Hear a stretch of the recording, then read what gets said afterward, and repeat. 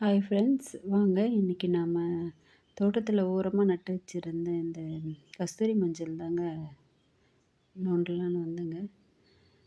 இங்கே பார்த்தீங்களா, இங்கே நிறைய தண்ணி பாயறதில்ல, அதனால் ரொம்ப கிழங்கு வரல.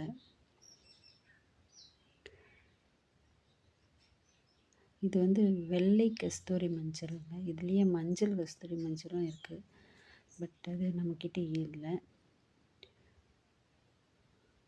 பார்த்தீங்களா, இங்கே பாருங்க, வெள்ளை கஸ்தூரி மஞ்சள். இதை காய வச்சு யூஸ் பண்ணலாம்.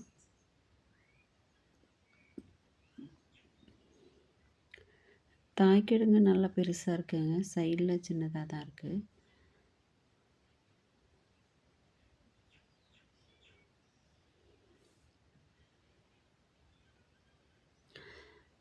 இவ்வளோ கிழங்கு தாங்க ஆச்சு. 1 இயர் ஆச்சு இதை வச்சு. இவ்வளோ குட்டி கிழங்கு தான் வச்சேன்.